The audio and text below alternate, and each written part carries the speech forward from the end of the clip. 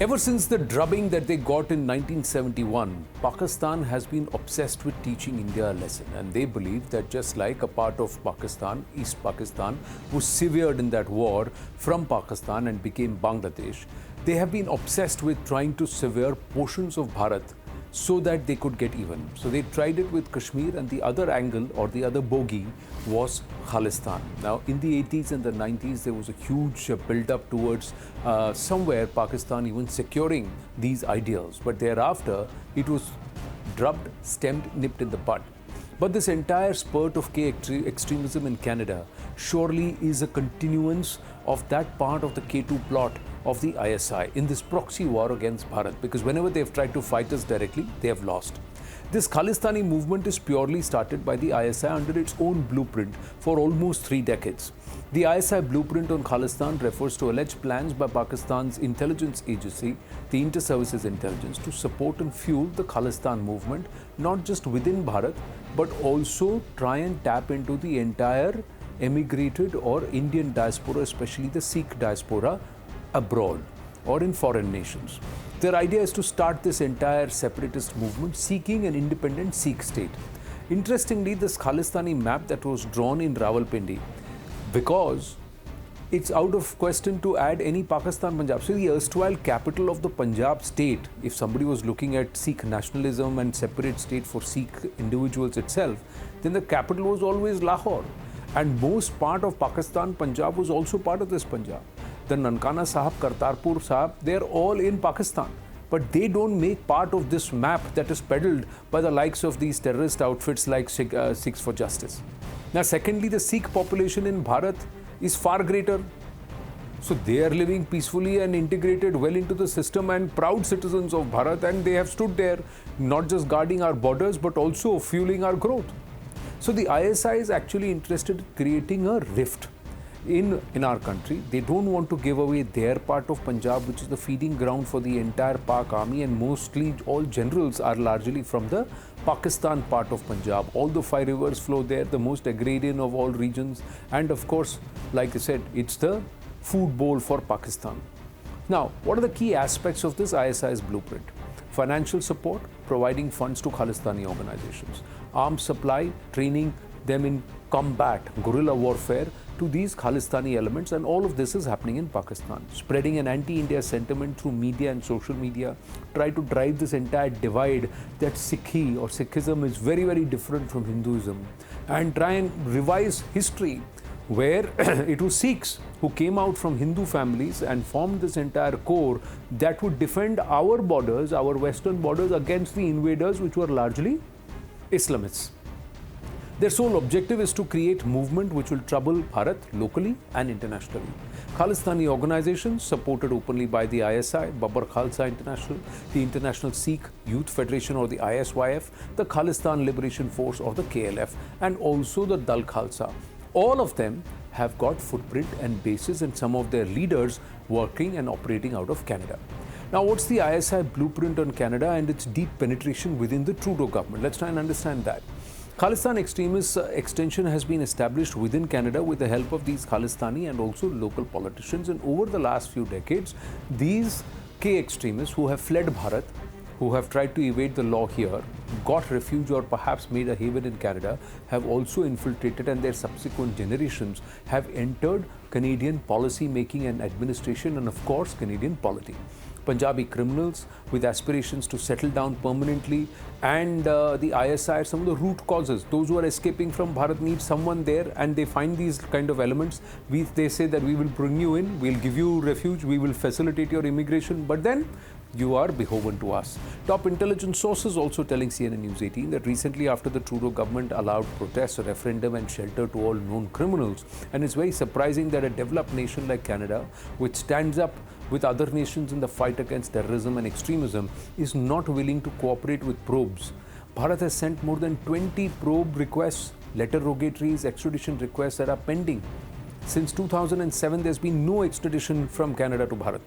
ISI in the recent years has also penetrated deep into the entire immigration cartel over in Canada, which is forcing Indian youth to become party to gangsters and thereby involve them in the drug business, loop them in, and then make them mercenaries and also get them to hold those flags and banners and stand in those protests that have been orchestrated. Young girls who come from the Indian part of Punjab or from the Punjab state are forced into prostitution business by these drug cartels. The important part is that the penetration of the Pakistan and its ISI into the Liberal Party, or that is Justin Trudeau's party.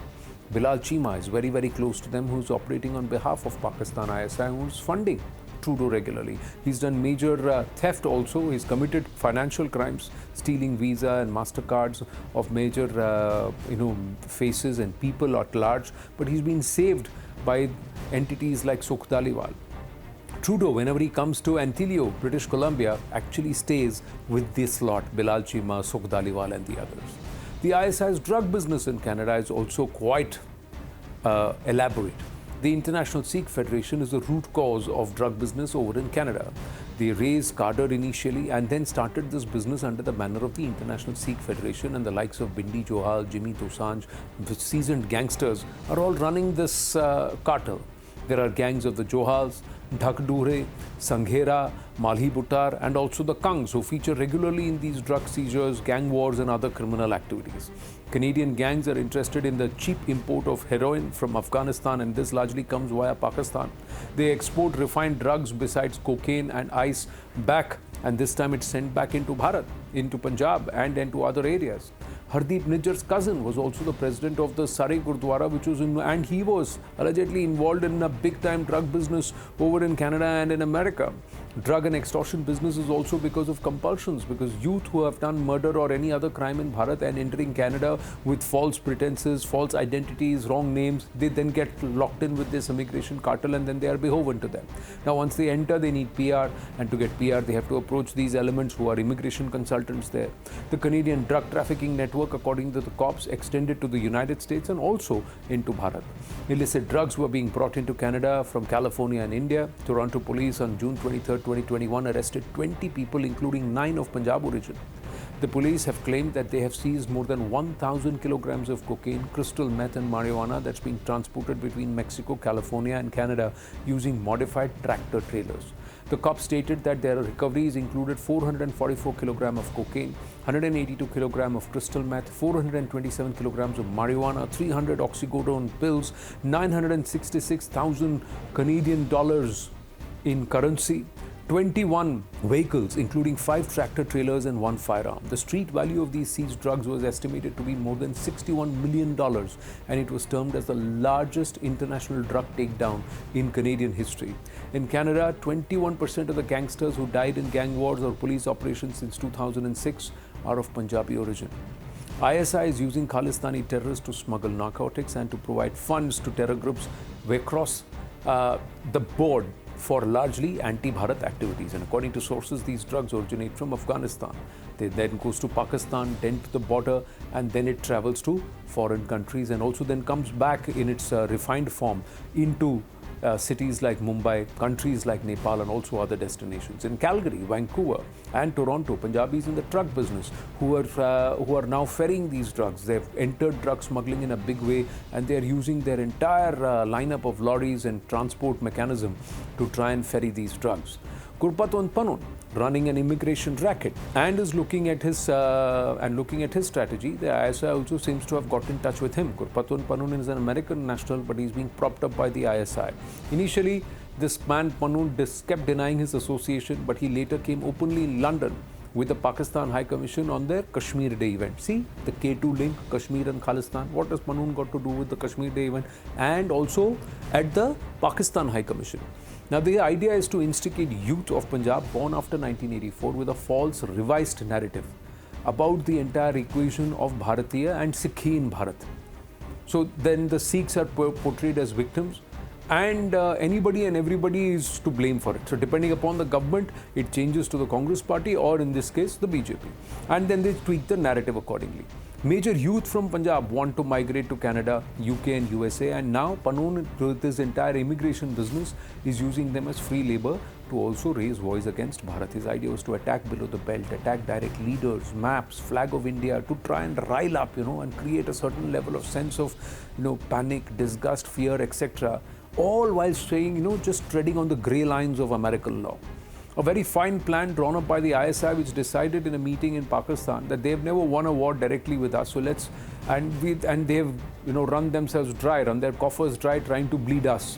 And direct confrontation doesn't work. So they are just spending about $20,000 on this entire propaganda war against Bharat, and they are picking up puppets like Pannu.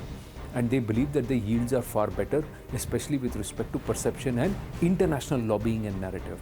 Pannu is getting funding from ISI, some money from innocent youth and some donations, all in the name of waging a war against Bharat for, quote-unquote, Sikh nation or Khalistan.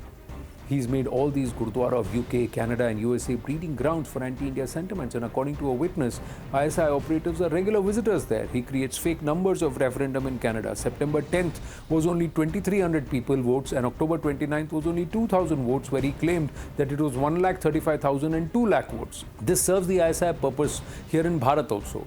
They, in the name of spoiled sentiment, try and create OGWs in the border areas and send drugs, weapons through drones regularly, which is a major source of earning for junior level ISI officials. So there are multiple issues. Pannu, a US citizen, misusing his access in the UK and in Canada, doing acts of terrorism in multiple countries and not being held accountable. These countries also not taking action despite repeated requests of Bharat. And all of this plays into the hands of the ISI. So this is the grand proxy war propaganda plan of the ISI or Pakistan, which continues to itch at the fact that Bharat is rising, Bharat is growing, Bharat is a cohesive unit, and they want to drive wedge in the Bharatiya society, especially on the lands which are along their borders, Kashmir and of course Punjab, with this K2 narrative that is Kashmir and Khalistan.